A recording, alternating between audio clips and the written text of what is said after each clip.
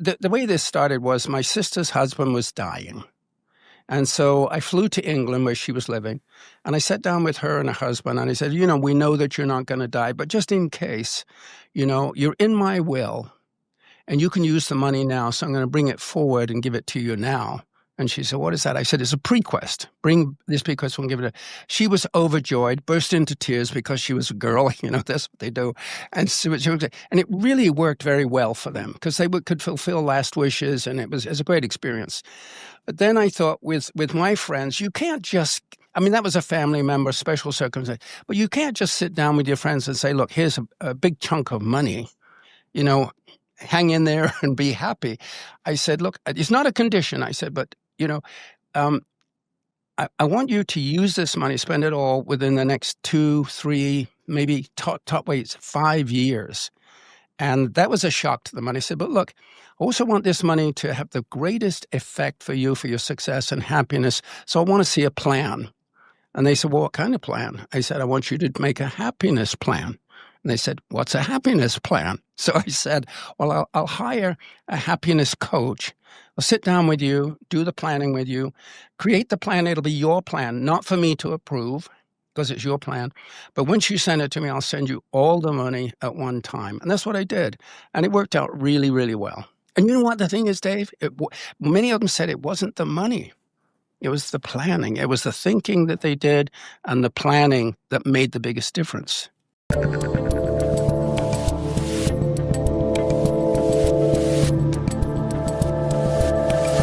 All right, everyone, as you know, I am off the grid for August, but that does not mean that we don't have content for you. In fact, we do have content for you. And joining me today is the author of the new book, The Happiness Experiment. My friend, although I haven't seen him in real life in probably a decade, if that's possible. We've just done this virtually. Barney, how are you? I'm very well, thank you, Dave, and congratulations on taking a vacation. I am very happy. I assume wherever I am right now, I am very happy and hopefully relaxing and decompressing and working on my own personal happiness experiment, which is exactly why when you reached out to me a couple weeks ago, I thought this would be a perfect interview to put up for August, because part of the reason I do it is to reconnect with not only my family and my friends, but myself. It's to disconnect from the algorithms and the world that keep us in a certain state of neurosis and craziness and to get to pilfer a little happiness out of this existence. But you are a happy guy. You got a great smile. You've built a lot of great things in your life. But for before we get into the book specifically, for people who don't know you, can you just tell a little bit of your bio that gets someone like you to write a book like this? And then we'll talk about happiness for the duration. Well, the reason I wrote the book, Dave, but congratulations on your vacation. You know, when I was much younger, a kid, I used to think vacations were, a waste of time and only wimps and slackers did a vacation. And then I took one. And I tell you, vacations are good. And while you're on that vacation, read that book. I'll add a little happiness to you. But the reason I wrote this book was because I saw my friends getting happier. I was running a real-time experiment. And it was working, something that had never been done before. And that's the idea of all the people in my will. And I had 20 people in my will, friends, employees, former employees, professors, teachers who had taught me things. So there was a whole 20, not in addition to family. And I thought, this bequest is great, but I'm going to be dead. And that's going to be hopefully many years into the future. So I thought, well, what about bringing it forward and giving it to you now as a prequest? So I looked in the dictionary for prequest, no such entry in there. I went to Google, who knows everything. Even Google doesn't know what a prequest is. So I realized this was completely new, and it's unknown territory, and I had to figure it out. And I figured it out, and then I wrote about it. So you've made a good amount of money, mostly in education, if I'm not mistaken, throughout your life. Real estate and education, Dave. Real estate and education. You basically decided that instead of when you're gone, the bequest version of this, where most people then give their money away and give properties and whatever it might be, you want to do this when you were alive. But it wasn't just as simple as just handing people money. This is what I think is really interesting about this. There were going to be some conditions involved. Well, it really wasn't a condition, but the way this started was my sister's husband was dying. And so I flew to England where she was living, and I sat down with her and her husband, and I said, we know that you're not going to die, but just in case, you're in my will, and you can use the money now, so I'm going to bring it forward and give it to you now. And she said, what is that? I said, it's a prequest. Bring this bequest, we'll give it. She was overjoyed, burst into tears because she was a girl. That's what they do. And it really worked very well for them because they could fulfill last wishes, and it was a great experience. But then I thought with my friends, you can't just, that was a family member, special circumstance, but you can't just sit down with your friends and say, look, here's a big chunk of money, hang in there and be happy. I said, look, it's not a condition. I said, but I want you to use this money, spend it all within the next 2, 3, maybe top weights, 5 years. And that was a shock to them. And I said, but look, I also want this money to have the greatest effect for you, for your success and happiness. So I want to see a plan. And they said, well, what kind of plan? I said, I want you to make a happiness plan. And they said, what's a happiness plan? So I said, well, I'll hire a happiness coach. I'll sit down with you, do the planning with you, create the plan. It'll be your plan, not for me to approve because it's your plan. But once you send it to me, I'll send you all the money at one time. And that's what I did. And it worked out really, really well. And you know what the thing is, Dave? Many of them said it wasn't the money. It was the planning. It was the thinking that they did and the planning that made the biggest difference. Now, was everybody, so it was 20 people plus family. So how many people total? With my family, that would be about 24. Okay, so 24 people total. Was everyone's reaction to it happiness? Were some people saying, no, I don't want it right now, or I'll wait, or I don't need it, or give it to someone else, or a series of other things people could say? 3 people refused it. Wow. They said, look, it's very generous of you, really appreciate it, we love you, but we can't accept it. And most of it was they didn't believe that they deserved it. And one couple had such a tragedy in their life, a dear friend, sweet, lovely people, had gone through a tragedy. They'd lost one of their children to a drunk driver, and they were just devastated for years, and they believed they couldn't, wouldn't, shouldn't ever be happy again. So I'm giving this happiness grant. The prequest became a happiness grant. For me, it was expressing my gratitude to them for their friendship and the help that they'd given me, because all of these people had been really close and helped me. So it was, in a sense, a return for me to acknowledge their generosity by giving them this gratitude grant. But all 3 of them came around afterwards. I think their wife worked on them and said, we really could use that money, and they came around. But it was difficult. It was hard for me. And it was hard for them because you can't just do that. It's got to be a rationale. It's got to be authentic. It needed to be authentic to me. Why was I doing this? Was it sort of a grandiose gesture or a sincere, authentic gesture? And it also had to make sense to them. So when I sat down with them, and I did sit down with each of them in a nice dinner and at home typically, I would say, look, I'm really, I had a long conversation with them, and I said, and then I'm really grateful for our relationship. I'm really grateful for what you've done for me, how you have been so generous to me with your advice, your help, your support. And I would tell them specifically what they had done for me. And they said, oh, that's great. They could get that. They understood it. And I said, so in exchange for that, you're in my will. And I told them how much, and they said, oh, that makes sense. And it did make sense. I said, but look, there's a couple of problems. They said, first off, I'm planning to live to be 120. And they said, yeah, that could be a problem. Yeah. And I said, the other thing is, I'll be dead. I won't be able to see you enjoy the money. And they said, well, that's the way it goes. And I said, but look, I have the money now.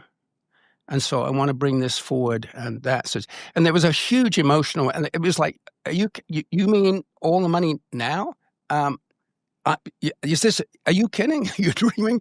And so it was a big thing to accept for them. But when they did accept it and they understood what it was about, that I was authentically expressing my gratitude for their generosity, their support, their help, what they did for me.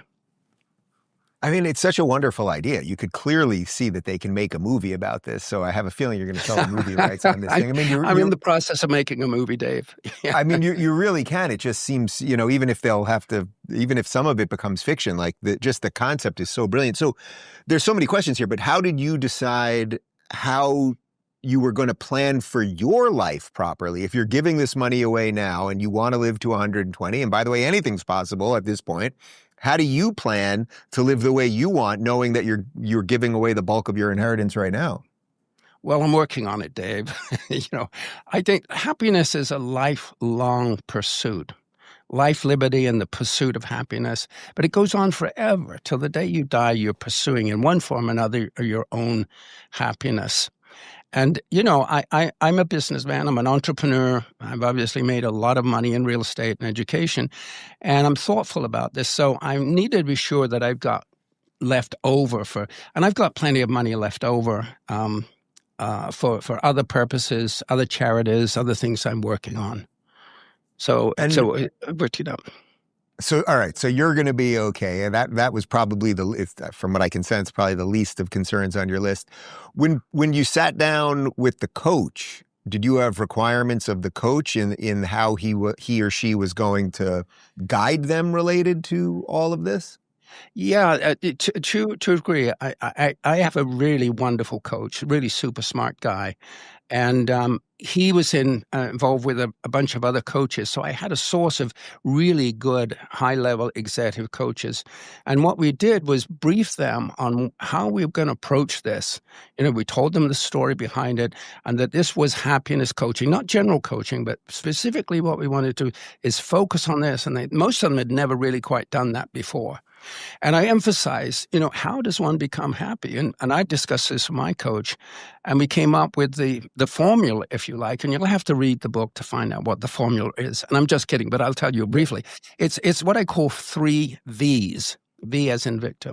First off, you've got to have a vision for your life. And a vision can be your dreams, and I'm really a big believer in dreams. You've got to have dreams, things you aspire to, things that look great for you. Other things, the daily dream is your career purpose, your central purpose, what you wake up for every day. Whatever you're doing that's meaningful to you, that's your vision for every day in your future. And another vision is, I've loved this phrase, Ayn Rand, and you know Ayn Rand, of course. Mm-hmm. She said, imagine a heaven on earth, and then not just to dream of it, but to make it happen. And so this is what I did. I created my heaven, and most people's heaven involves a home, beautiful art in their home, books, technology, friends, family, pets. Create all this thing that means a heaven to you, and then make it happen. And so that's the first V, visions. The second V is your values. What do you love? What do you care about? What fascinates you? What are you hoping to gain and keep in your life? Such as wealth, health, love, self-esteem, family, children, pets, all of those things that we're in some way acting to gain and put into our life. So identify those things clearly, that this is what's really meaningful to me. This is what I want. This is the meaning of my life, of my values. And I'm not just talking about moral values, and I'm not talking about religious values. I'm talking about obvious things like a career value. I mean, you value your career. I've followed your career for 10 years. Congratulations, incidentally. You're doing good. Thank you. Well, you saw something in me well before a lot of this, so it goes both ways. I did. So So I've done. I'm delighted how well you know, Dave. But those are the values that we get. But you don't get values just they don't just drop out of the sky. You have to act. You have to do something. If you want friends, you have to be friendly. You have to be trustworthy. You have to be honest. You have to be a good friend. If you want love, you have to be loving and be lovable. So there's actions that you take to achieve your values. And the Greeks viewed virtues as the actions that you applied to achieve values. It's not the modern view of virtues and everybody's virtue scheduling and all that, signaling and all that stuff. But this is real practical actions that you take when you want something. If you want to be wealthy, you've got to work. You got to think, you've got to plan, you've got to start a business, you've got to do something, start a podcast, a TV show or something. You're going to create wealth. Healthy. You don't become healthy just by living. You got to eat right. You got to do some exercise. So you got to do what it takes. And the thing that do what it takes is what I call virtues. And in my book, I discuss this view of virtues and the actions necessary to achieve values and achieve your visions, your dreams, your purposes, and so forth. Did any of the people that you pre-quested to, I'm sure some of them found it very difficult at times to come up with what would make them happy and plan and work with the coach and all of that. Did any of them come up with a plan that you then looked at, even though you did say earlier you would not be the judge of the plan, but did any of them come up with a plan that you kind of were like, this is not my thing, but okay, good luck with that? There were those plans. There were some of those plans, and I thought, I wouldn't do that. That's a bit something. All that I required is that they spent the money on themselves and those that they cared about. I didn't want them to give the money away again, give it to a church or some other purpose. I said, this is money for you. It's my sense of gratitude to you, and I want you to achieve success and happiness with this money. But when I got the plans, Dave, it took sometimes as little as 3 weeks to come up with a plan, and one person took 10 months to come up with a plan. Wow. So they really gave a lot of thought to it. They really dug deep into it. So most of the plans were really serious. I mean, some of them were beautiful. I mean, yeah. Can you give me an example of like one of the plans? Well, almost all of the plans involved in some way their homes. It's really interesting. Home is a source of great pleasure and happiness for most people. And most people did something with their home, either refurnishing or sometime a complete remodel. One person wanted to buy a home. They just hated where they lived. They just didn't like it. This was a professor. He just really wasn't happy there. He said, I've always dreamed of, with a dream, of having a beautiful home on a golf course. And so that was his central thing on his thing. I actually questioned about that. I said, you're buying a home. How does that relate to your happiness? I did challenge him a little bit on it. And he said, you cannot believe what this means to us, to have a beautiful home. And being a professor, he said, I want to invite my colleagues and my students to my home. He said, I can't do that right now because I hate the home I'm in. It's ugly. But this would be such a great pleasure and joy for me and my wife. And as I explained to it, it made sense. Another person wanted to build a home from scratch.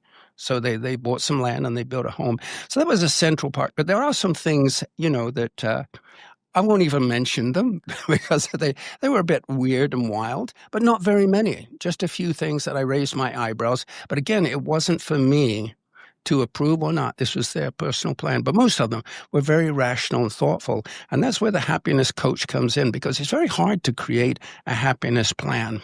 But if you've got somebody that's smart, that's thoughtful, that understands happiness and works with you closely, it makes a huge amount of difference. Do you have any fear that, helping people accomplish these things, whether it's build a home or buy a boat or whatever it might be, that somehow, because that takes the work part out, that will, take a little edge off the happiness to have accomplished it? Because you referenced that earlier, that work does mean something. Yeah, that is such a thoughtful question, and it is a problem. There was one person that was having financial difficulties, and I didn't think it would be right for me to bail him out. I didn't want him. I wanted him to work it out for himself. I wanted him to do what was necessary, and he was working on it. So I delayed that specifically until he'd got that problem solved, and then I met with him and said, hey, here's this. And so this was bonus money. But you're right, people who suddenly get an inheritance or they win the lottery or something like that, it can actually hurt them. And I was aware of that, and I wanted to make sure that didn't happen. And now I can tell you, all 20 people, it did not hurt anyone. And yeah, yeah. Well, that actually was my next question. So now that so obviously a certain amount of this has all been taken care of. When did you start this? I mean, what's the runway on all this? Has the house been built? I mean, I assume you're now participating in some of their happiness. I get feedback from my friends. The house is built, they're living in it and loving it. There's people that are doing things. They send me, they tell me what they're doing. They send me photographs from Bora Bora, or one man climbed Kilimanjaro. So they sent me a picture from the top of Kilimanjaro. So I get to enjoy their happiness. And my friendships, it didn't alter them a lot. It would have intensified them a bit. I feel closer to them. I think they're closer and more appreciative to me. That wasn't my purpose, but that's the result of it. So I would say it definitely increased my own happiness. And everyone in there became happier, increased their happiness. They were already pretty happy, but it took them to a new level of happiness. And some were extraordinary. I mean, this couple I was telling you about that were devastated by the loss of their beloved daughter. And they were just bereft for 5 years. They were just miserable. And so they said, we have to get out of this. And this grant helped them to lift out of it. And they are now wonderfully happy and doing great things. And they changed their mindset. Our daughter would want us to be happy. And that was the trigger that turned it around for them, because they were feeling guilty about being happy because, how could they be happy when their dear daughter was dead? And the coach was the thing that triggered it, changed their mindset. And happiness is a mindset, Dave. This is a new definition. I've got a new definition. I'm very proud of it because there is a happiness mindset. There's a money mindset. There's political mindsets, which you deal with every day. Political mindsets. And that's not usually connected to happiness. You got that right. But the happiness mindset is a wonderful mindset. There's great possibilities. I deserve to be happy. I can be happy. I want to be happy. If you've got those mindset, those ideas in your mind, you can increase your happiness. What would you say, since you mentioned Ayn Rand before, and I know you're an objectivist, and obviously a lot of my audience leans at least libertarian-ish, what would you say to the people that would say, okay, I'm into all of this, but I'm going to get crushed on taxes if I just start giving away all of this money and it goes before I die? Because there has to be some component around that, right? Well, there is a component, but you can give away today. I think it's President Trump increased the amount that you can give away tax-free. I think it's closer to, it used to be like 12 million, I think 12 million a year. So you've got that. You can give away $12 million a year and I recommend this. If you have the money and you have dear friends in your will, don't wait. You don't have to wait. Do it now. Bring it forward. Sit down with them. Explain how much they mean to you, how grateful you are for their generosity, because that's where gratitude comes from. It comes from the generosity. And so we feel grateful for it. And I said, look, I want to express this gratitude to you with this request. I think that's a terrific thing for people to do. Taxes, what are you going to do? You can't live with them and you can't live without them. They're going to be there. And I would ignore that. Don't get involved in the taxes. Do what you want to do and, suffer the tax consequences if you have to. I have two more questions for you. So first, did anything about this surprise you in terms of your own feelings about all of this? Not that they chose to do this or they chose to do that, or it took some people a little bit longer to get there or anything, but in terms of the reward for you, was there anything surprising within that?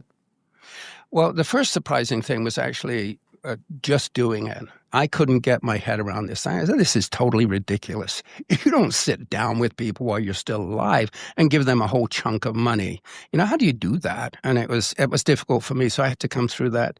And I think that the most joy I got was this couple, as I've told you, who were devastated, totally bereft and depressed for 5 or 6 years. And these were accomplished, bright people. They were very good people.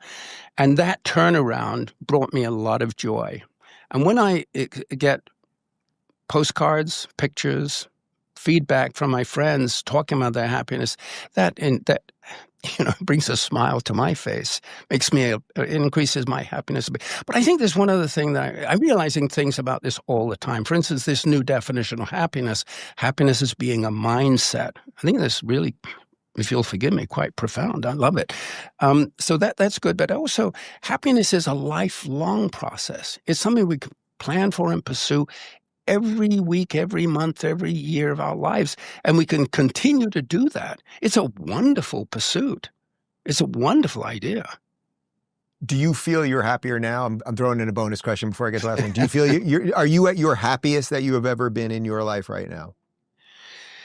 I'm as happy now as I've been. I've been in some really wonderful, happy states. I would say I'm enjoying this now. Yes, I would say so. My happiness now, I think, is more thoughtful. It's more stable. It's more consistent as a result of giving it all this thought, writing this book about happiness. It got my mindset, happiness mindset, much clearer. And that's really important. If you got that great mindset, Dave, that happiness is possible, I can do it. I want it. By God, I'm going to go for it. If you've got that into your head, you will increase your happiness. And so my happiness is definitely increased because of my more clear, more solid, stable mindset. Yes. And then my final question is the obvious one. Is it possible that my golden ticket was lost in the mail? Well, tell me you didn't see that one coming, my friend. Well, I want to tell you, I'm very grateful for you, Dave, but I'm not quite that grateful. I'm doing okay. Carl, this has been an absolute pleasure. This is exactly the type of thing that I want people to think about during August. So the book is The Happiness Experiment. The link is right down below. And enjoy the rest of your summer, my friend. Thank you. This has been fun. For more insightful conversations on how to live the good life, go to our lifestyle playlist. And if you want to watch full interviews on a wide variety of topics, watch our full episode playlist, all right over here. And to get notified of all future videos, be sure to subscribe and click the notification bell.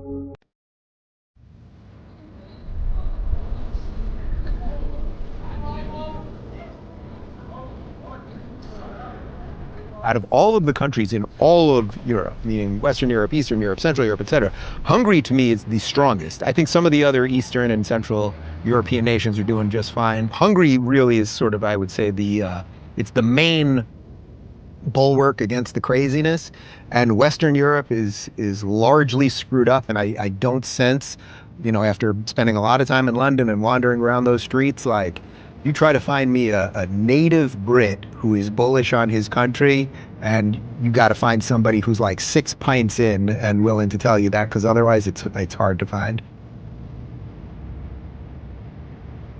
Does it shock you that Hungary is the example for other European countries? Yeah, that's a good question, because does it shock me that Hungary is the example? What's obvious to me is that they learned the lessons. That's the thing. These people are serious about protecting their nation this time because their ancestors paid the price for it.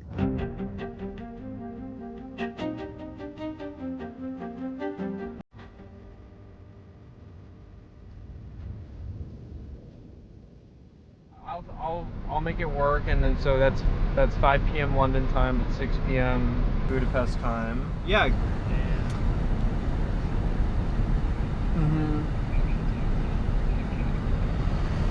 Wonderful. Already? It's a little early. I'm Dave Rubin, host of the Rubin Report, and we're going to be talking about Hungary, a very small, misunderstood country that I've spent a lot of time in and really grown to love. What are some of the main things that stood out about Hungary? Hungary is small, first off. It really is a small country. I don't know if people think it's big or think it's medium or think it's small, but it's a country geographically that's pretty small in Central Europe. People think it's in Eastern Europe. Technically, it's Central Europe. And it's only got 9.7 million people, which is not a lot. We've got about 350 million in America, so only about 10 million people, but they have a heritage, they have a history, they have a culture, they've survived the communists and they've survived the Nazis, and so much of what's happening in Hungary in 2025 is a rebuilding or a rebirth of the survival of their history. And they're trying to figure out, how do we protect our borders? How do we protect our country, our values, without giving away too much to all of the European nations that seem to want to take a lot from Hungary? They want them to open their borders and take in refugees and create much of the mess that's across Europe right now. And Hungary almost all the Hungarians that I talk to, and I'm sure I talk to plenty of people from all sorts of walks of life, they just want Hungary to remain Hungarian, and that seems like a pretty noble project to me. What was it like being there? What was the weather like? What was the overall vibe and energy while being in Hungary? You know, this was my second time in Budapest, and it's a beautiful, beautiful city. And what I love about it is that there's incredible history. They've survived wars. There's, places that were destroyed that are being rebuilt, but then you see the parliament building that is absolutely stunning. You can't believe that they could even make architecture like that. And you walk across the Danube River and the bridge and, everything. I mean, what really struck me is that everything feels safe. All right, here we are in Budapest, also known as Budapest, as the locals say, and we're crossing the Danube River right now. There's the Parliament building, which is absolutely stunningly gorgeous. It's one of these things that you can't believe that people used to make things like that. And we're crossing the famous river Danube right here. Look at this. This splits the city. It's really rather remarkable. And I have to say, more than anything else, this is my second time here in Hungary, but more than anything else, I mean, it's a beautiful day out. The air is perfect and crisp, but it's clean, it's pleasant, it's buzzing. There's just a feeling of, safety, and there's really no homeless people, and drugs, and vagrants and migrants and all the other ants and things like that. So it's really, really nice. We're going to head to CPAC tomorrow. We're doing an event with the Danube Institute. It's going to be a little bit of a European Rubin Report reunion. More in a bit. We were walking around at 2 a.m. after, going out to dinners and hanging out at bars and chatting with people. And, I didn't have to hide my phone in my pocket. We were in London just a few days before that, and people were saying, oh, you don't want to walk around with your phone just, out in your hand. You gotta hide it. And there, everybody was safe. People were out and about. You don't see homeless people everywhere. It felt like an experiment of a successful city. It was clean. You see sort of old school Hungarian things, like a little kind of hole in the wall where you can get some goulash, and then you see beautiful hotels and chain restaurants and all of that stuff. But it really strikes me as a place that is open and liberal in the right sense of the word, meaning that there are different types of people there, but it's within the prism that is the Hungarian culture. And the weather, we were there in the springtime, so the weather was absolutely great, and the Danube is beautiful, and the geography, and even just because it's sort of, even as a city, it's a little bit mountainous, you get multiple layers and levels and lots of stairs, so it's just a really cool place to be. Can you talk about your experience at CPAC? What was the energy like there? How was it different than ARC London and your trip in February? Yeah, CPAC Hungary was super interesting to me because there's a deep connection right now between what's going on in America and what's going on in Hungary. If what drove Trump to becoming president was the idea of America for Americans, like build a wall and we either have a country or we don't, well, Hungary's very much dealing with it right there. They are fined 1 million euros a day to keep their borders closed, meaning to just control their own borders and decide who can be in Hungary or not. The EU fines them $1 million a day. They're willing to do it because they get other benefits by being part of the EU, but it's a really bizarre hostage situation. And that really was the backdrop of much of what was discussed at CPAC.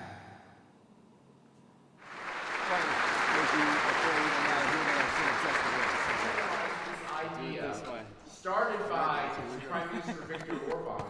This is like the beginning of Robocop. We lost the studio.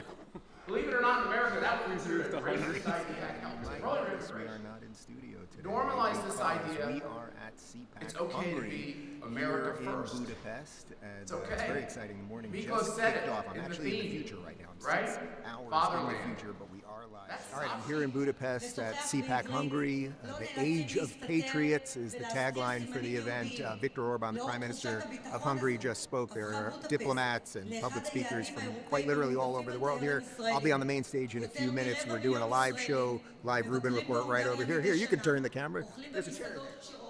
See, there's a chair and people and all that good stuff. And then we'll be doing a live Rubin Report tonight with about 20 guests, probably the most guests I've ever had on one show, except maybe for election night in America. But it's very exciting. We're in a very small country here. Hungary has, I think, 9.7 million people. but it is in a very critical part of Europe where they are trying to defend their borders, defend their culture, and I think you understand that has a little something to do with what we're trying to do in America, and it doesn't have to do with skin color or religion or anything else. There are cultural values that every nation shares with their own citizens, and if you don't defend that, then you don't have a nation. So that seems to be what this conference is about. That's a bit about what I'm going to talk about when I get up there, with a little bit of smacking around the mainstream media a bit and more, so stay tuned. It's a pleasure. Thank you. It's good to see you. Something like 2 or 3% of the died on the journey. So let's count our blessings and let's be grateful.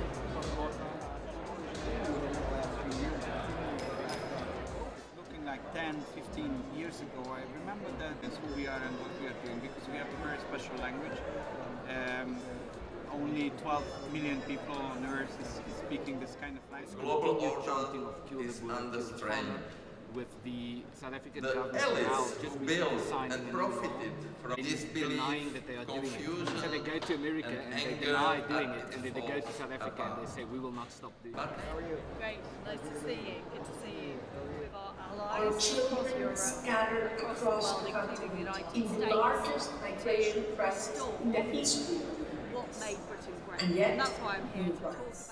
When I gave my talk, what I was trying to focus on is how do you deal, every country has to deal with that themselves, but how do you deal with that with a media that's also lying about you the entire time? So if you're the good guy in the story and you're the one saying, hey, I just want to defend my family, these are the values we believe in, this is our country, we just don't want everyone taking all that away from us, and the media is calling you the bad guy the entire time, how do you deal with that? So that's a little bit more of my expertise. And I sat down with Balázs Orbán, who's Prime Minister Viktor Orbán's chief political director, although both Orbáns not related apparently.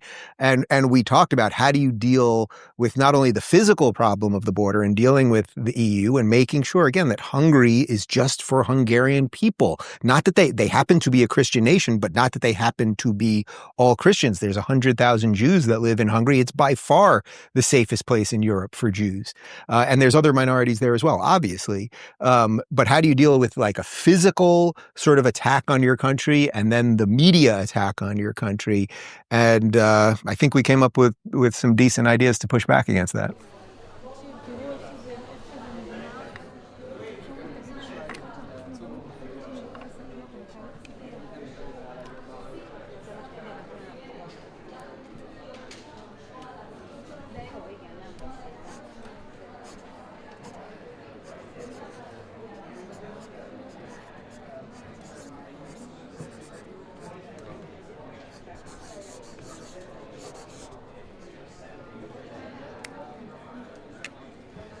Freedom.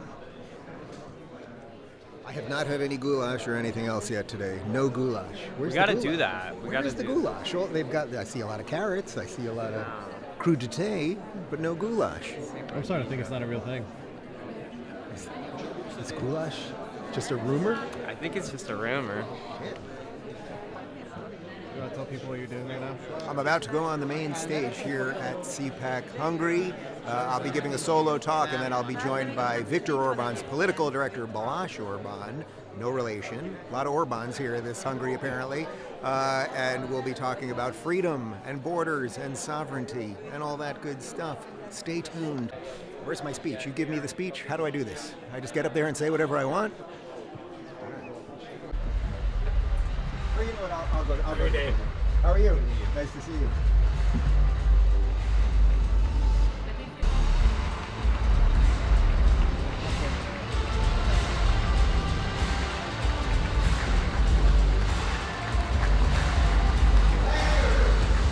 Thank you. It is wonderful to be here at CPAC Hungary. I must say that I watched the opening video intro of some of the mainstream media coverage of this event. And first, a very warm welcome to all of you right-wing extremists. It's great to be here with you.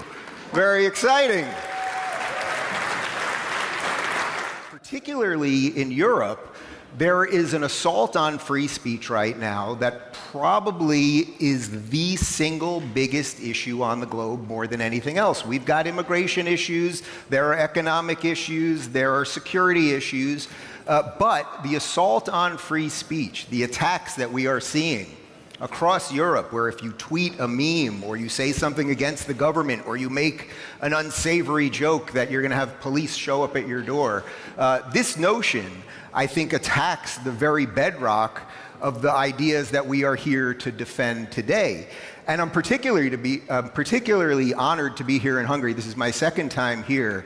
And it's interesting, Hungary, which is a country of, I think, 9.7 million people, a fairly small country, that you guys, if America is the epicenter of all of this for the globe, that Hungary has become the epicenter of freedom for Europe.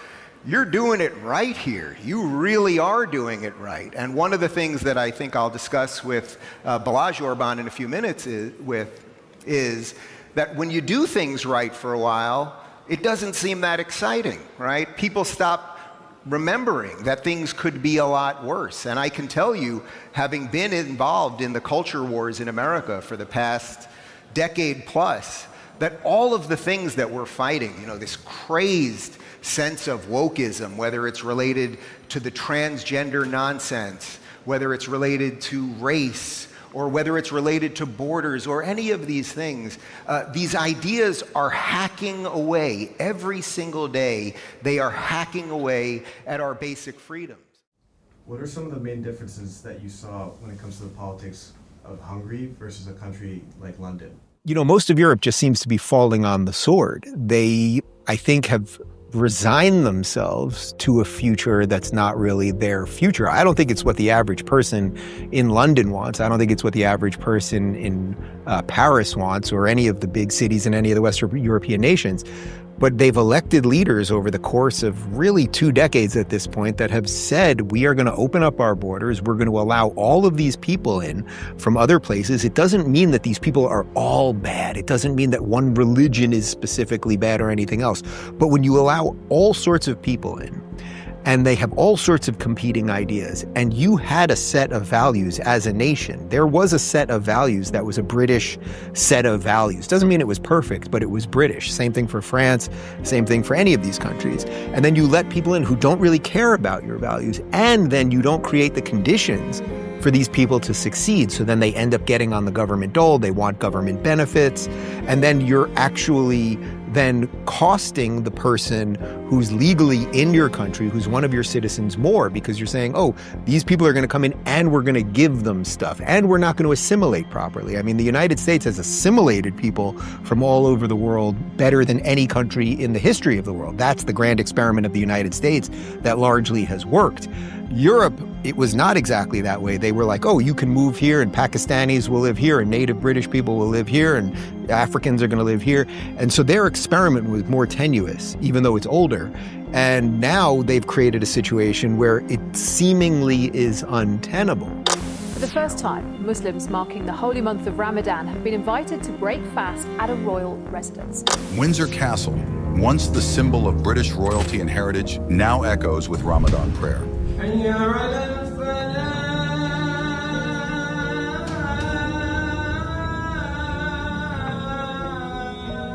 And then when you push people to a point where then eventually they kind of do become racist in some sense.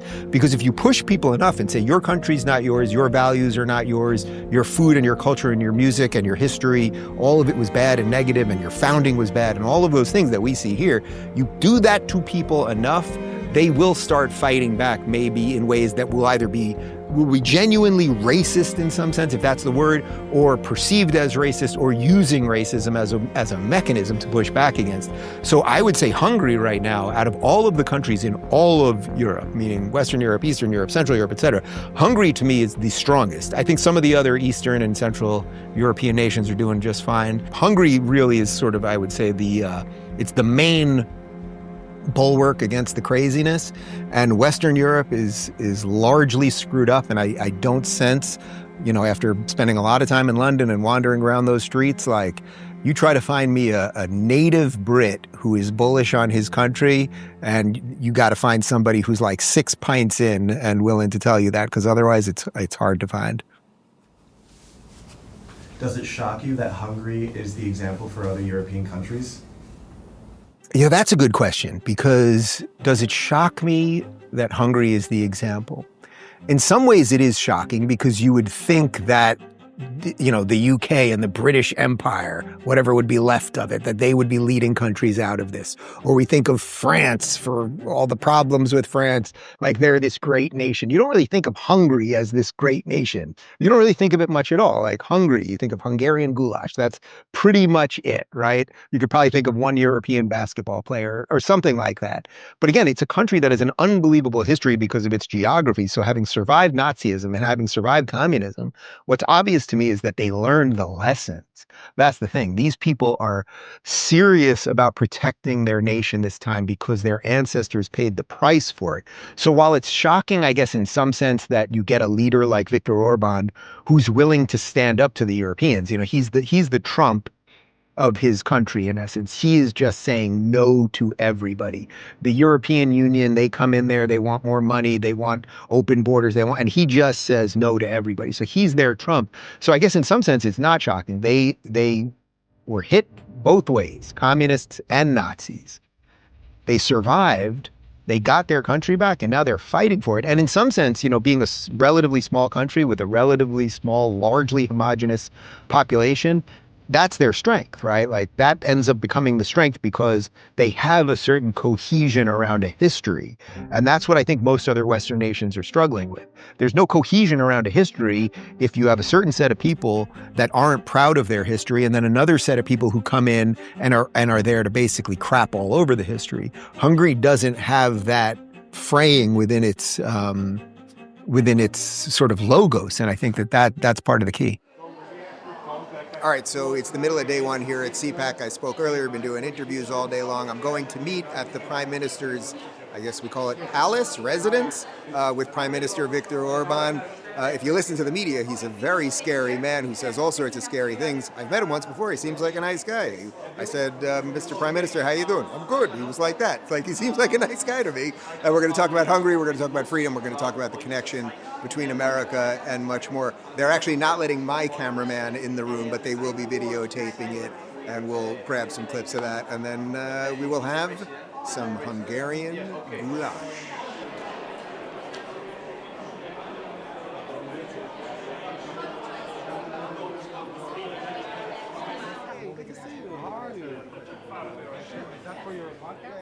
Yair Netanyahu, we're going to do a proper sit down in the free state of Florida, which I call the other promised land. You come from the real promised land, Florida, the other promised land. So I only have one question for you right now, which is something that you brought up in your talk a few minutes ago, which is that even if you don't care about the Jews, I care about the Jews, I'm Jewish. You care about Israel, your last name is Netanyahu. Even if you don't care about the Jews and you don't care about Israel per se, there is a reason you should care about what is happening in Israel. And I thought maybe you could just explain that for a few minutes, and then we'll do a much longer version when we're back in that other free state. The pro-Palestinian riots and protests, it's not really about Palestinians and it's not really about Israel. It's the same people that did the George Floyd riots. It is the same people that are Antifa people. The Palestinian flag is the new hammer and sickle red communist flag. This is just an updated version.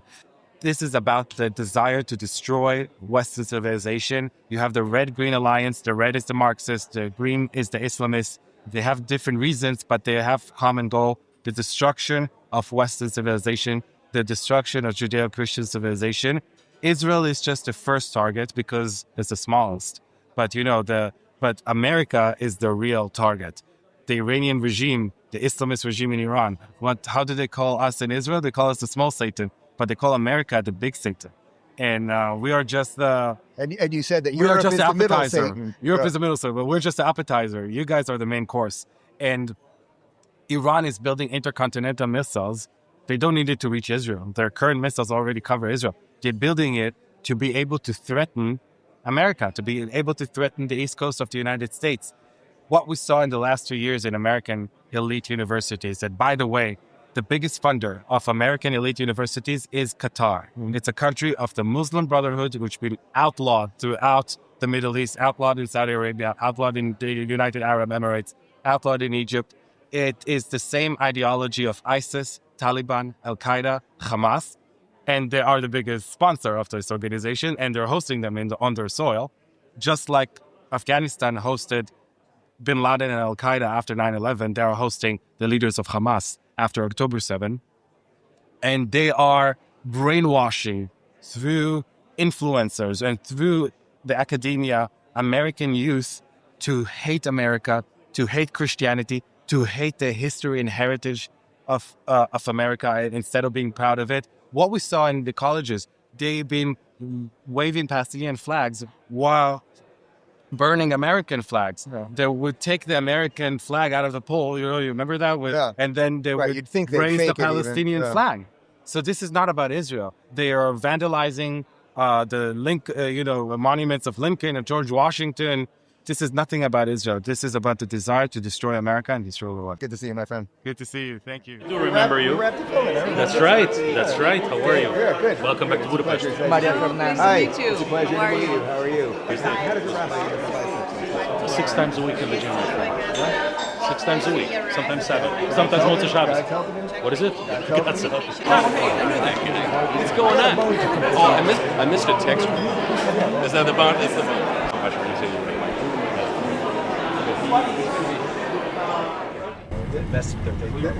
Clearwater only interests me.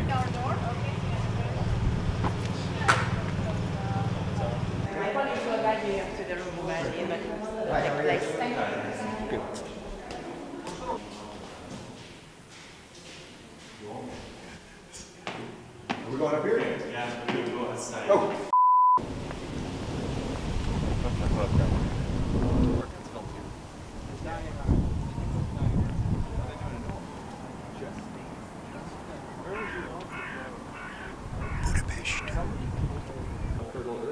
Yeah, I heard this. Okay, all right, let me take a look. Okay, either way, we may try to leave at 5:45 just to get there a few minutes early. What's happening? Ava, how are you? Hi, it's nice to see you. How's everything? Nice to see you. Sorry, everything was back and I didn't want to hit you. Nice to see you. Oh, whoa.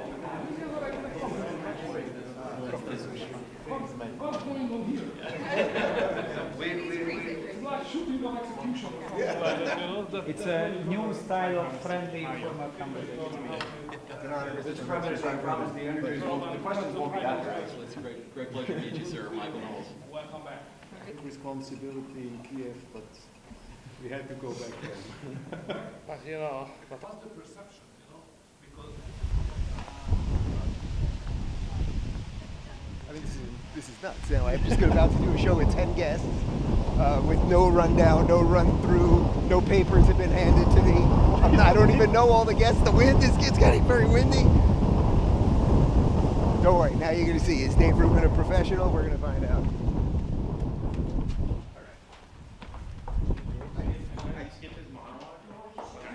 What should we do? Okay, here. Okay. Ready? Yeah. Ready? Just do your monologue, stand-up comedy, 10 minutes. And then next guest invite Cecilia Hazai onto stage. Okay. All right. If So it doesn't say clip, there's no clip. You got all of my time? broadcasting skills right now in one I shot. know. This is the real test. Yeah, okay. Ready?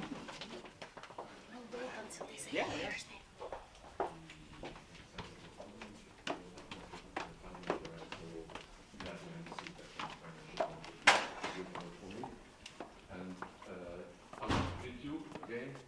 And people for our special guest.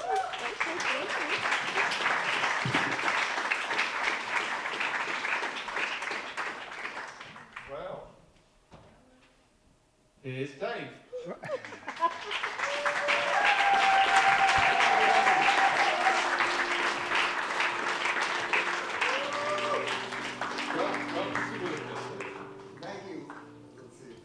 Thank you. I must say, first off, I don't think I've ever started a show and been the last one at the show. So welcome to everybody. Thank you for being patient. I do have a good reason. I was in a small group chat with the Prime Minister next door just now, and that guy's got an awful lot of security. There was no way they were letting me out of the room. So I appreciate your patience, and it's good to be here with everybody. So thank you. thank you.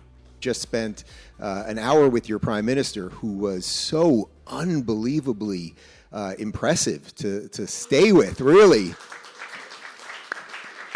He deserves the applause, even though he got me here a little late. He was so impressive, not only talking about what the issues are. I mean, everyone knows what the issues are, right? The issues are immigration and migration, and there's economic issues, and there's obviously Russia, Ukraine, and all of those things. But listening to him just for this last hour talk about the philosophic roots of why he thinks the way he thinks, and some of the reasons that he's doing the pro-family policies here in Hungary, and just things that are just not really talked about that much at the national level. So it was a pleasure to be there. And just generally speaking, when I come here, I find the people, you're all in the fight. You know, I travel all over the world, and there's a lot of countries right now that the people, they're kind of nervous about the direction their countries are going. And I just spent a couple weeks in the UK, and you walk around London and you talk to these people, and there's a real feeling that they're giving their country away, or perhaps that they've actually given it away already, and that there isn't much hope. And it's like that, obviously, in other parts, particularly I would say in Western Europe. You know, there's certainly a feeling of that in France, there's a feeling of that in Germany, but it doesn't feel like that here. It feels like you guys have kind of stemmed the tide that was coming. This is for anyone who's never been to Hungary. What is a message that you'd like to get across after having been there for a couple of days? I think the most important thing that I saw about Hungary firsthand was that what you hear about Hungary versus the reality of Hungary are very, very different. So if you just listen to the media, they're a right wing, they're this far right nation, and Orban is a modern Nazi, and Hitler, and far right, all of that nonsense that the media lies about and everything else. You know, we did a live Rubin report there where it was literally probably the biggest show I've ever done. We had a couple hundred people in the audience, and I had about, 10 or a dozen guests that we rotated in and out, and they were from all over walks of life. Like, there were political thinkers there were artists, there were actors, there were musicians. It was as culturally rich as any show that you could have done in the United States. So the idea that it's this nation, and just because they're Hungarian and they're fighting for Hungary, that somehow means they're all xenophobes or racists or any of the other silly things is just kind of very thin. I think most people watching this can understand that. I would say the other part is that it really is nice to see, having been someone that has spent a lot of time traversing the United States of America, where I go to plenty of our cities that are depressed and that are not safe. Or, I lived in a place like New York City under Giuliani where it was safe, and now I go back and I see how it's just been so severely degraded. And that's not just in America. I go to London and I see every time I've gone back for the last 15 years, it's worse each time. Or you go to France and you see that it's worse each time, and the homelessness and the migrant situation, all that.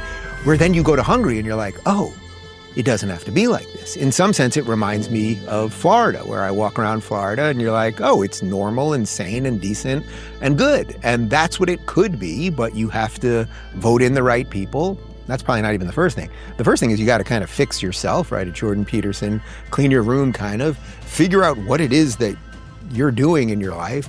Start your family, your values, your community, all of those things. And then hopefully that will extrapolate up to the political sphere. And that's what then gets you a leader like Orban, who's trying to fix his country. It's what we did in America. It wasn't, in some sense, Trump was the signal. There was enough of us, especially Trump 47, that basically were like, oh, this is our last chance to fix the nation. We better get on board. And that's what the wide tent thing is that Trump is doing with MAGA right now.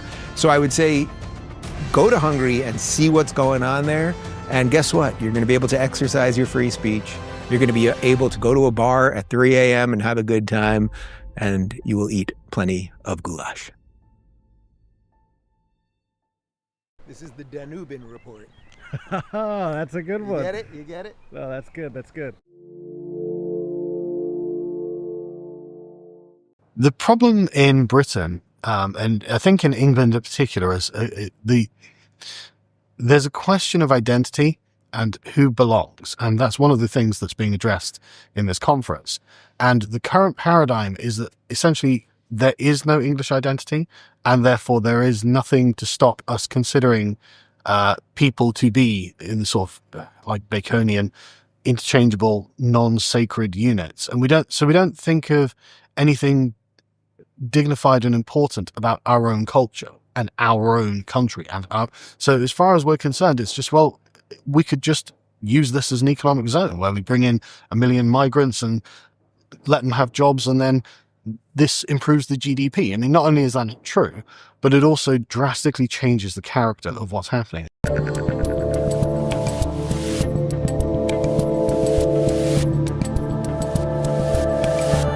I have an odd way of starting this interview, Carl Benjamin, aka Sargon of Akkad, which is, for all the years that I've known you, what do you consider yourself most? Are you a cultural critic? Are you a YouTuber? Are you just a guy in a suit who talks about politics? What are you? I think I might be in your own mind. I might be all of those things. Yeah. As far as I'm concerned, I'm someone like yourself, actually, who's on a journey.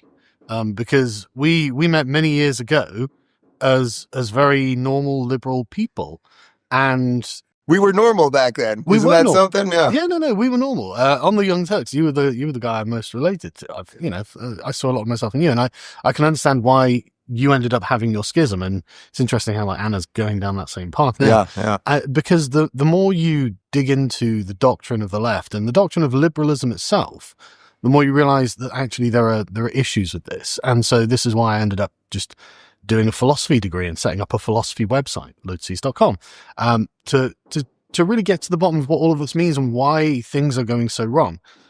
And we've arrived on an interesting sort of part of that arc, as it were, because finally the things we were saying in the wilderness many years ago are becoming accepted as doctrinal orthodoxy by the centre-right at this point, by the conservatives, that realize, oh, wait, there is no concourse with these people. We can't have a peace arrangement. We can't deal with it. No, they're here to destroy us.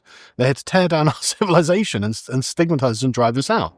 So we have to make sure that we have a hard barrier between, what they believe and what we believe, because otherwise they're going to continue like termites eating away at our very identities. And so when I think of it in that way, I suppose I'm some kind of rogue philosopher in some way. I mean, I did a degree of philosophy. Does that make me a philosopher? I guess if you have a degree in it, we'll put philosopher under. Why not? Yeah. How about that? If you want, I'm doing a master's in it now as well. So. Oh, are you? Well, it is worth mentioning that while you were watching me on the Young Turks, when I started waking up, and people that have been tracking us for it's a decade now, which is insane. But for people that have been paying attention that long, you were the guy. When I started waking up, everybody started saying, Dave, you've got to watch this guy. At that time, Sargon of Akkad, you've got to watch his videos. Your face wasn't even in the videos. Uh-huh. It was the moniker and whatever, and you were laying out your classically liberal beliefs and how they were in conflict basically with the progressives. Interestingly, in the last couple of years, and last time I had you in studio, which was probably about 2 years ago now, you were talking about classical liberalism as a sort of incomplete philosophy. Yeah. And this has caused some tension with some of the classical liberals who like to believe it is a complete philosophy. Can we do a couple minutes on that? Of course. And for a guy that wrote a book defending classical liberalism. So there's something interesting that happens when you have a denoted ideology, as in when you say, I have a series of propositions, and from these propositions I'm going to derive logical conclusions. What happens is you are extracting them out of the cultural context in which they exist. And so whenever you create a proposition, you necessarily ignore other things that are interrelated with that thing. And you say, right, this is the thing I'm going to focus on. And you don't notice that you're doing it, but in the back of your mind, it all kind of falls away. Other presuppositions that are attached to it that brought you to that place. And so you start deriving conclusions, and these conclusions become abstract, not located in any one time, place, or people. And you say, well, these are therefore universal. And this is the problem with not just liberalism, but any ideology, is that it feels that it can be detached from where it came from and applied to anywhere in the world. But actually, in reality, to get to the point where you can identify a proposition that you could abstract, there was a huge amount of sort of cultural baggage and a mountain that had to be climbed to get to that point. And basically thousands of years of stuff precisely to get there. Yeah. And most of it's not rational either. Most of it isn't stuff that you thought about, like you consciously had a plan for. Most of it is kind of unconscious and irrational and just baked into the way that we behave. You know, the way that we, in the English-speaking world in particular, view the sort of sacred nature of our private property. This is a very English thing. And obviously the Americans and the Canadians and Australians have inherited this because of their English background. Well, of course it's my property, but that's actually not a given in everywhere in the world. So, I mean, there's a great book on called The Origins of English Individualism by a professor called Alan McFarlane. And he goes through the historical records and finds that actually going back to like 1200 in England, there's a thriving property market. Right? Now that's really weird because in peasant societies, you don't have a property market because all the property is collectively owned by a family unit that exists on the land over a long period of time. But in England, actually only about 1/3 of each village, the 3 generations live and die in it. So most people are actually moving around, purchasing property, buying and selling it. And so you can see why in the English-speaking world for 800 years we've done this. This becomes a core part of our character. And so we abstract that into capitalism. Well, it works for us because we've got the social systems required to make that work. We know how to deal with one another. We had high trust societies. And you see it in all of these small ways where it's interpersonal politeness, you know, the way that we say thank you, please and thank you and sorry and things like this, right? These are not universal characteristics. These are actually really particular characteristics to ourselves. So other Europeans even, like you can find Germans very standoffish and impolite, and especially the French as well. You can find them very impolite because they come from a different continuum of civilization. And so the issue with the ideology is when you do abstract it out, well, it is incomplete, definitionally incomplete, because you've got 4 or 5 predicates that you go, right, okay, this is everything is based on. But actually, there was a huge sort of morass of things that were happening, millions and millions of different interactions that were negotiated privately by individuals that forms this composite out of which you extracted it. It works in that context, but when you take it out of that context, you can find that it doesn't work and it can actually become destructive. So would this be similar to the criticism that, say, Jordan or some people have had, Jordan Peterson obviously, or some people have had of sort of the new atheist idea, which was that somehow the Enlightenment sprung out of nothing in essence? And that's actually your argument or their argument, I think, and I do agree with this actually, would be no, that's not true. It came out of 2,000 years basically of warring and good ideas beating bad ideas, thus led to the Enlightenment, but it didn't just the Enlightenment didn't spring out of nothing in essence. No, that's completely correct. The Enlightenment, I mean, intellectually, we can chart exactly the history of it. The sort of primary mover in the scientific revolution, which leads to I suppose what we call the Enlightenment, is Francis Bacon writing in contrast to the scholastics. I mean, in his day, he called the universities distempers of learning, as in it was doctrinaire, because the universities were founded by Christians. And so what they had was Aristotle's Organa, which is a collection of syllogistic logical works in order to try and derive truth from the premise he set in the books, and then the Bible, of course. Now, actually, as much as these works are incredibly valuable, they didn't have real truths about the world. What they had is a set of premises upon which there were constant debates about what the correct interpretation was. And Bacon said, no, look, we need to burn all of these things. He called the various things that created a kind of illusion in our minds, the idols, right? He's like, look, we've got four different idols. We need to just get rid of them and just look with clear eyes about what is. And he wasn't an atheist or anything like that. He was like, no, we need to properly restore our knowledge to the state that it was with Adam in the Garden of Eden. We need to properly worship God's creation by properly understanding it. And you can see how it has traveled for a long time. This idea of we can use reason properly to manipulate and master nature. In that, though, there are also hidden dangers. Because, don't get me wrong, in 17th century England, that's a great idea, right? That's a brilliant idea because, like, you think of a hospital as a place where you go to get better, right?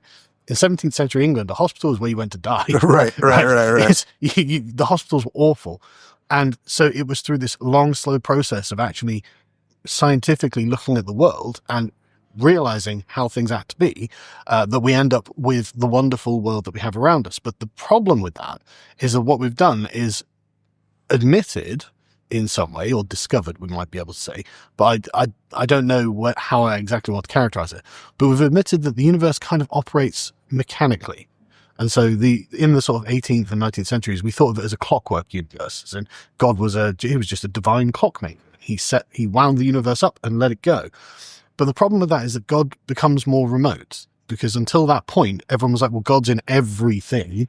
And so everything that happens is God's providence. And if something bad happens that I can't explain, well, God just willed it.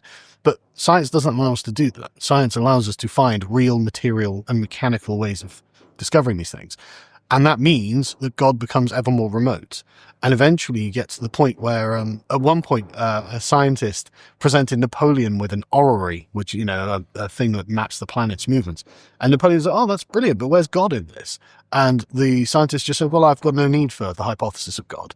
And you can see why there are so many atheists around now, right? And this is something that was baked into it. And so now we view ourselves as fungible material that can be manipulated. And we're at the point where we're thinking about, okay, well, we'll just have DIY children and things like this. Like, oh, come on, there's got to be a point at which we say, do we have the authority to just start manipulating future generations through genetic technology? Right. There's got to be something either under that or above it, exactly. Depending on which way you look at it. And if there's not, then essentially what you've done is erase the concept of human dignity. And that's pretty terrible. I will have you on again for a more proper, long-form philosophical sit-down. But just in the interest of time, just give me a minute or two diagnosis of what's going on in your country right now, because there is there's 4,000 people down there, and we obviously are in London. There is an awful lot of concern about this place, and that's in stark contrast to what people are saying about America right now, which I agree with, which is that it seems we're entering our golden age now, or at the very least, things are turning around, right? To what degree, I guess we'll find out, but it doesn't seem that way here. The problem in Britain, and I think in England in particular, is there's a question of identity and who belongs. And that's one of the things that's being addressed in this conference. And the current paradigm is that essentially there is no English identity, and therefore there is nothing to stop us considering people to be in the sort of like Baconian, interchangeable, non-sacred units. And we don't think of anything dignified and important about our own culture and our own country. So as far as we're concerned, it's just, well, we could just use this as an economic zone where we bring in 1 million migrants and let them have jobs, and then this improves the GDP. I mean, not only is that not true, but it also drastically changes the character of what's happening. And so everyone feels depressed. And one thing that is a difficult thing to accept and understand is that when lots of people who are very similar are in a particular place, you get a kind of psychic map on the landscape where everyone basically has a certain level of predictability about what's going to happen tomorrow. If I walk around the corner, I might bump into some Englishman and he'll say good morning and walk on. Or if I walk around the corner in London, I don't know what's going to happen. It could be some masked youths who have machetes or something, right? And I might have to run for my life. And so you can feel the sort of psychic sense of safety that people have in a place. In England, that's very much retreated. And if you go into a pub, you find these little islands of Englishness now, where you go in and you can feel the psychic landscape where everyone in here knows a lot about each other, even though they don't know each other, because they come from the same culture and everything is predictable again. And so you can feel what England used to feel like everywhere in these little islands now. And that's what's gone wrong, I think. So next time we do this in a pub. I would love to. All right. If you're looking for more eye-opening and worldly conversations, make sure to dive into our international playlist. And if you want to watch full interviews on a wide variety of topics, watch our full episode playlist, all right over here. And to get notified of all future videos, be sure to subscribe and click the notification bell. In years past, Dave, we used to have to campaign in Florida. And we used to have to do events. And Governor Ron DeSantis deserves a lot of credit for this, from voter registration, being an effective governor. Democrats have given up on Florida, and so that allows us to better focus our resources. Ohio used to be a battleground state, Dave. Not anymore. Trump is up 11 in Ohio. That is gone. Iowa used to be a battleground state. Now, I'm doing this because in years past, we used to have to work our way up from, okay, got to win Iowa, got to win Ohio, then you got to win Florida, and then we can get into those next second and third tier threshold states. That is not the case this time. This time we start from a far better place than we have in years past, where now North Carolina, we should win. It's a little shakier, I'll be honest with your audience, given some problems with Mark Robinson and just other factors. North Carolina is not in the best place that it should be, given other states. However, if Donald Trump wins Pennsylvania, North Carolina, Georgia, he's president of the United States. If you're telling me that Trump has to win 3 states, all three of which he's won in previous elections, one of which he won in 2020, and then the other he fell 10,000 votes short of, that's a great starting point. It's a crazy world, crazy world. Somebody's gotta have to save you.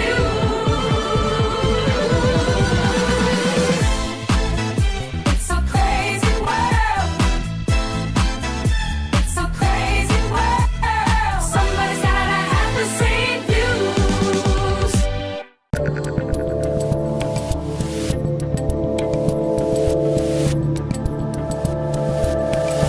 All right, joining me today is the founder of Turning Point USA and the host of the Charlie Kirk Show, as well as multiple-time Rubin Report guest Charlie Kirk. Charlie, how are you, my friend? Dave, I'm doing great. Great to see you. Thank you for having me. And you've been so good to me and us throughout the years. So I want to make sure I express that gratitude, and great to be back. Now, Charlie, you sound a little dour or a little depressed or a little soft-spoken. Those were kind words, and I appreciate it. But what's going on here before people think something weird's happening? I'm trying to audition for the NPR News Hour. So I'm trying to, change my vibe. I've been on these campuses, and I've been known to have a lot of energy and a lot of passion. I think it's time for Charlie Kirk 2.0, where it's more thoughtful and slow. All kidding aside, Dave, I did 7 events in Pennsylvania within 24 hours. And even for me, that was too much. I felt my voice was holding. First time in my career, my voice just went out last Thursday, and just couldn't talk for literally 3 days. So I had to rest it for 3 days, which is awfully humbling. But it's actually a lot better right now. I'm able to have a conversation with you and be intelligible. So not quite yet recovered, but we're getting there. So if people grant me a little grace, it's not the NPR hour. Yeah, I was going to say something kind of funny about like a conservative or just relatively sane human being trying to talk with the cadence of an NPR host. It would sound pretty damn disturbing. I mean, that's the worst. Like, why don't we start there? What is wrong with these people? And I'm talking about everyone besides us at this point. Well, but I'm telling you, Dave, with the NPR voice, what's so frustrating is they're talking about such hyper aggressive topics in this very muted way. Today on the NPR Hour, we talk about how half the country should be exterminated from the face of the planet. And experts say it's good for the climate. Today on NPR. It's wait, what? I'm sorry, did you just talk about mass genocide in this very muted, passive aggressive voice? I think that's what bothers me the most about the NPR voice. I always say under that very thin veneer of pleasantness, there is something very, very nasty with most of these people. But let's dive in. We've got about a half hour together. Obviously a lot going on. We're 30 plus some odd days out from this election. Let me start with the most broad thing. I mean, obviously you're well within the Trump universe and helping fight on campuses and elsewhere. How are you feeling at this moment about the election? I feel better than I did in 2020, for sure. I think Trump's in a much better spot. I feel better than even where we were in 2016. With that being said, given the environment, I would think we should be feeling even better because this election really should not be competitive or close given the economy, given the southern border, given the kind of the status of how things are in the country, how people view how things are going in the country. Kamala Harris's campaign team is brilliant. She's receiving coaching very, very well. Dave is someone who's brilliant in broadcasting. I'm sure you see how she constantly is uploading new one-liners, and she's trying to de-emphasize the cackle and the laugh and try to turn it into something that she isn't.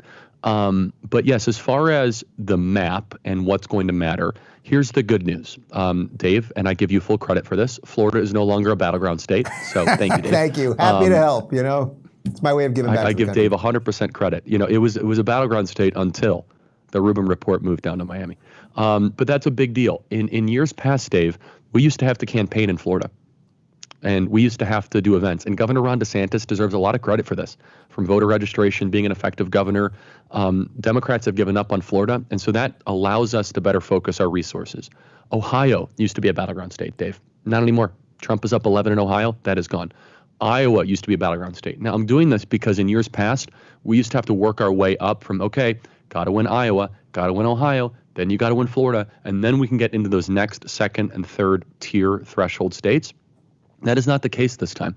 This time we start from a far better place than we have in years past, where now North Carolina, we should win. It's a little shakier, I'll be honest with your audience, given some problems with Mark Robinson and just other factors.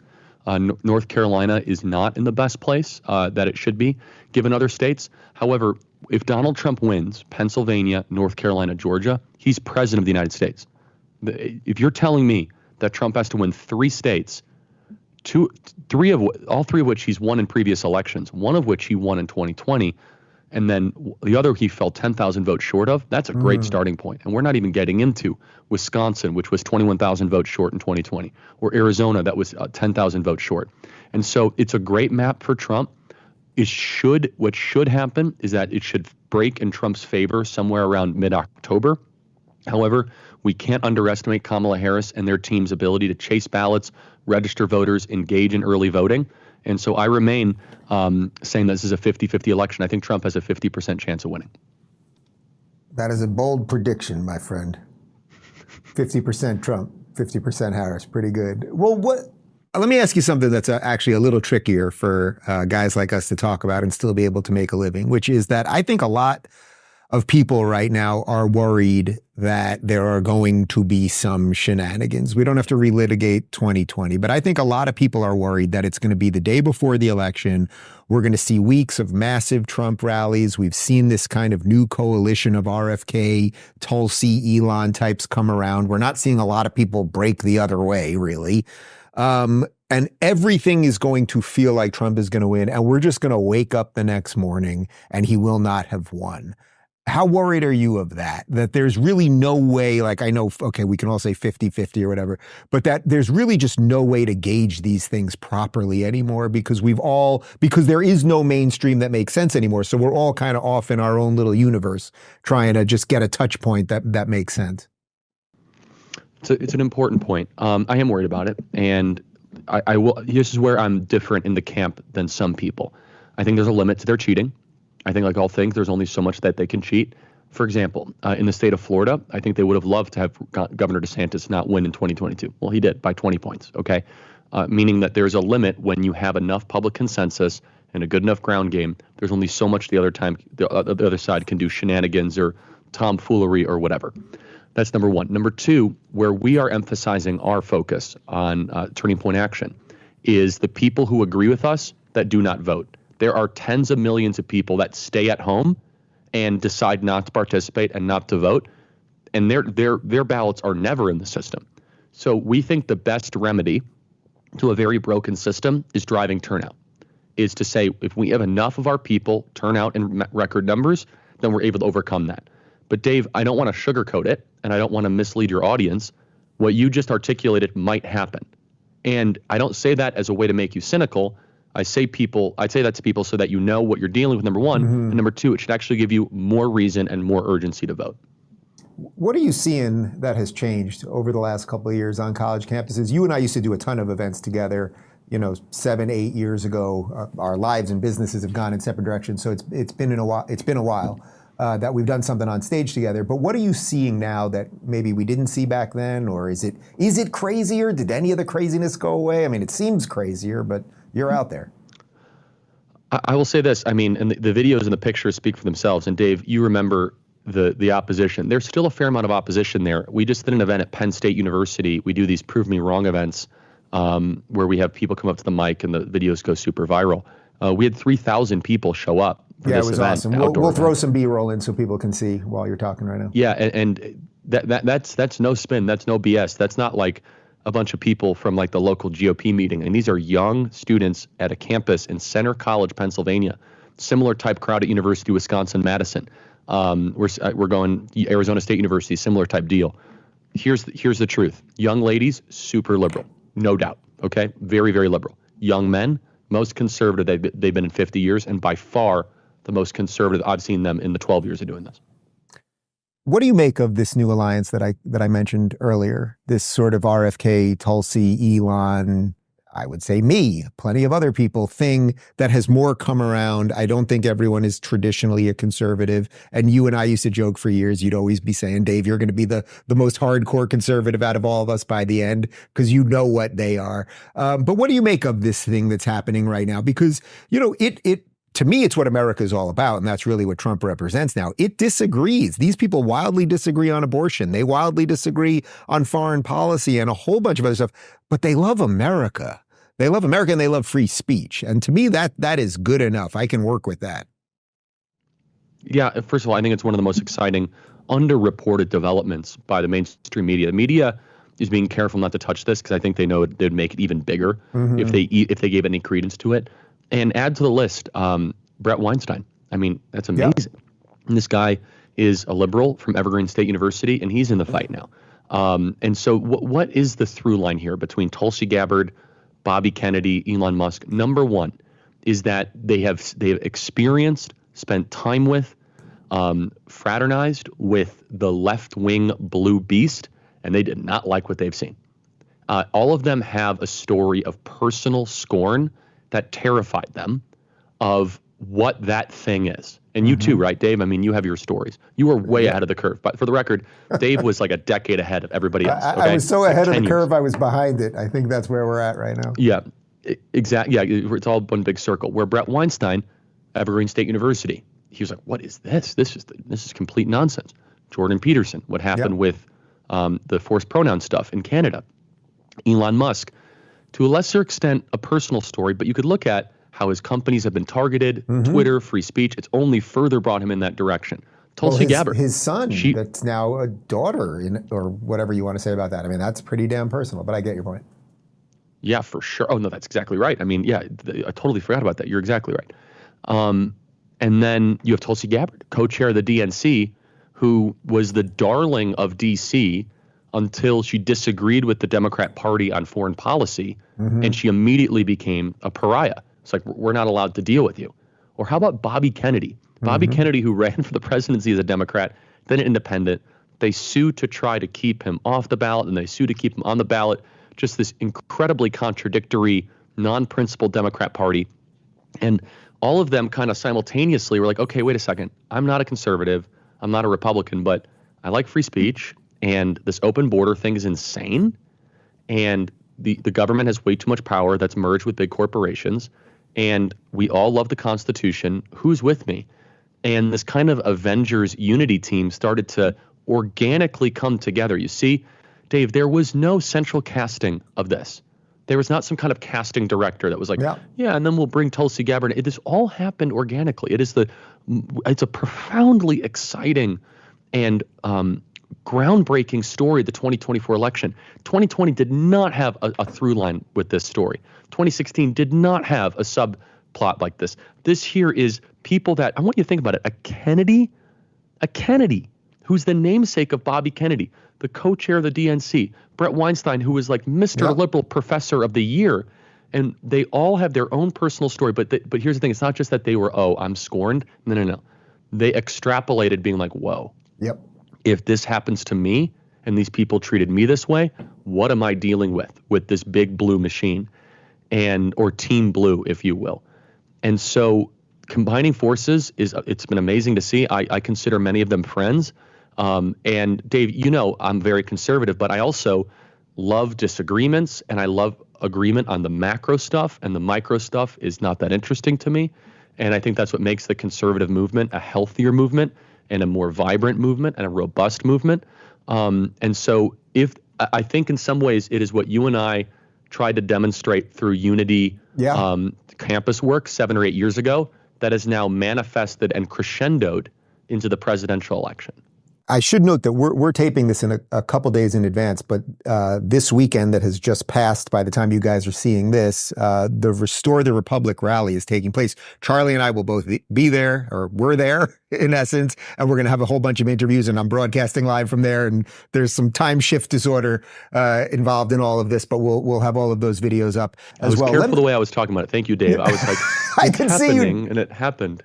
Yes, I will see you in a few days, and also I just saw you, something like that. Let me ask you about the blue monster that you just mentioned, or that blue machine, or the system, or the swamp, whatever you want to call it at this point.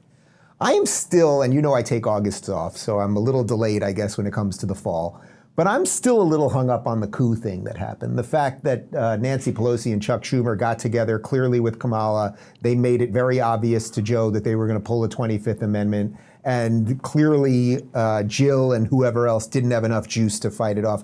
And I guess the question I'm asking you is, are you still amazed that the machine can pull off these tricks? I mean, we don't talk about that. We don't talk about Trump assassination attempt 1. We don't talk about assassination attempt 2. That somehow, despite all of these people coming together and all the good stuff that you've just pointed out here, the machine finds a way. The House kind of always wins. I am amazed by it, but what's more remarkable to me, Dave, is how they're able to quell rebellion and how they're able to keep any disagreement from bubbling up. That's what I find to be an interesting psychological mystery to me, where they're able to be like, okay, guys, we're the party of democracy. What we're going to do is put in a candidate with no votes. And if you disagree, we're going to destroy you. And everyone's like, cool. Yeah, absolutely. That sounds great. And again, this is why Bobby Kennedy and Tulsi Gabbard and these people were defecting, because it's completely insane. And it's so self-evidently bad for the country. Yes, and I think that we'd be clear, though, that the Kamala Harris thing, again, the media has been such an enemy to the American people and so awful on the Kamala thing. This was probably a plan that was many months underway. It was probably started around April or May or earlier. The summer debate when they scheduled with Joe Biden was probably a sabotage to try to get Joe Biden either that will surge. Yeah, please, Dave, interject. Well, let me pause you there for a second, because do you think because I agree with you on that, actually, but my question is, do you think maybe Trump fell in their trap on that one, in that he was willing to do the debate so early, so it gave them the chance for this thing to swap it? Do I wish that Trump would not have done the debate? Yes. I think, because in some ways the trend was going so well for us. But you look at it from Trump's perspective, it's that he's the guy that's like, there will be no fight he'll say no to, especially against Biden, very personal. You have 4 years of pent up, I should be president and you shouldn't be, right? And understand that not all the data before the debate was nearly as decisive that Trump was going to win. There was polls that showed Biden up, there were polls. So it was still a little bit of a murky situation, right? But looking back at it, we're like, man, we gave the coup plotters the forcing function that they needed. Right. And with that being said, I still think we can beat Kamala, and we might. So I don't want to, complain all day long. But looking back, if a candidate who's not doing great wants a summer debate, we should probably put this in like our political strategy book for the next 100 years so our grandkids can learn this. Don't give them that. Don't give them that. Yeah. Right. So again, I'm not blaming Trump. He's a friend. Like, I get it. I understand the calculus. But I think we can look back. We can say, when they're not doing well, don't debate in June. Yeah. Right. Yes. I get it. I get it. It was very different at the time. I'm just saying in retrospect. And look, hopefully he wins and it becomes largely irrelevant. So. No, yeah. But looking at it now, we're like, man, that was the beginning of the end. And they were able to then put Kamala in. It's very clear that all these slogans, all these one-liners were workshopped ahead of time, broad new future on the all this crap, right? That she didn't just all of a sudden become a candidate and had all this branding ready to go out of nowhere. This was definitely planned behind the scenes. Joe Biden fought it, and they were like, okay, old man, good luck. And the one thing that actually screwed up the timing was the Trump assassination attempt, screwed it up a little bit, but they still went through with it amazingly. That's one of the reasons why they had to memory hold that assassination attempt so quickly, is they wanted to get the news cycle onto Kamala. But understand what happened within 1 week. Historians will write this down as one of the most interesting 8 days never reported by a media. No one was like, oh yeah, that's interesting how that'll happen. Trump gets shot. Trump becomes the nominee. Kamala becomes the nominee. 8 days. So you have a shooting, a convention, and a switch, and no one asked the question, like, what the hell just happened here? Like, who's in charge? And by the way, Dave, can somebody explain to me, was there like a Zoom call where like Kamala Harris officially became the nominee Was there like a text message or like Charlie, it was what's the very process? grassroots. I've been told it was a grassroots effort to install her with no votes. Please don't ask any more questions. No, I want to know, at least for like future planning, if how did this work? It was like a Slack channel, or like no one has ever explained. It's just like, oh no, all the delegates pledged support for it. No, I got that, I know. But was there ever like a sequence? Right. And it's chilling, Dave, how millions of Americans just bought it. They were cool with it. Like, yeah, the person that didn't even make it to Iowa in our party back in 2020 is now the most popular person ever. But hey, that's the party of democracy. Well, what does that tell you about the modern Democrat Party? Because, you know my feelings about the word liberal, and I can't really call myself a liberal, not because I am not in some old school sense, but because the word has just been so mucked up, it doesn't fly for me anymore. It's just not worth the explanation. But what does that tell you about the sort of general state of the average Democrat voter, that they sort of like being spit on in the face, actually? It's a couple things. I don't think it's hard to overstate how much they hate Trump and what deals they're willing to cut in their own mind and in their politics to get rid of Trump. I think that's a big part of it. And I think they hate Trump so much that they're willing to privately say, we got to get rid of Trump. Let's just put our democracy stuff aside. I really think that's a core piece of this. The second piece, though, is that the Democrat Party for the last 20 years post-Obama has been more like an oligarchy. The country runs more like an oligarchy. The Democrat Party absolutely runs like an oligarchy. Now, mind you, the Republican Party used to run like an oligarchy. And the 2016 race was supposed to be Hillary Clinton versus Jeb Bush. Yep. That's what the race was supposed to be. Two families that have ruled before with their own fiefdoms. They agree on everything except corporate tax cuts. That's it, right? Like the whole election would have been about like corporate tax rates and I don't know, like school choice or something. Okay, great. Like that would have been the whole election. And that way, no matter who wins, DC wins. Trump blew that up and took over the Republican Party and kicked the plutocrats out. And many of them went into the Democrat Party. Leon Panetta, Liz Cheney, Dick Cheney, they're now in the Democrat Party. Oh, yeah. They help run the Democrat Party. Literally, it's not an exaggeration. And so the average Democrat voter is possessed by the hatred of Trump. And the rulers and the leaders, they're like, hey, instead of having to deal with primaries, we just call the shots. And an oligarchy is the ruling of the few that are untouchable. And so it's a very chilling development. It is. Let's dive into a couple of the issues, because you and I, although politically we've definitely come closer over the years since we first met, we don't agree on everything, which is completely fine. And I don't want to do a back and forth on who's right about the issues, but I want to talk about abortion and sort of how it might hurt. Well, you might argue it would help Trump in this election. Although I consider myself begrudgingly pro-choice, and we can pick what that means, whether it's 12 or 14 weeks. Or whatever, here in Florida, we have 6, obviously. I was for the reversal of Roe v. Wade because abortion obviously is not a constitutionally guaranteed right. However, it seems to me this is always going to be a loser for Republicans. Also, not because of the optics exactly as much as the Democrats are just going to lie about the Republican position on it all the time. For example, at the debate that he's for a national abortion ban, and no matter how many times he says he's not for it, in that first debate with Biden, I thought that was the best 3 minutes he's maybe ever given politically to explain himself. And then to say, oh, and I don't even know if this is going to help me electorally. So my question to you is not to debate abortion, rather than is this the great card they have up their sleeve always to get voter turnout at the last second? No, for sure. It's a great question. And you know me, I'm a pro-life absolutist and totally respect disagreements on the issue because most of the country's not where I'm at. And you got to be realistic. Yes, to answer your question first, politically and then morally are two different issues, the way I look at it. Because as a spokesperson, as an advocate, when I'm on campus, I don't move an inch on the moral topic. I'm not running for office, and I try to make arguments that way.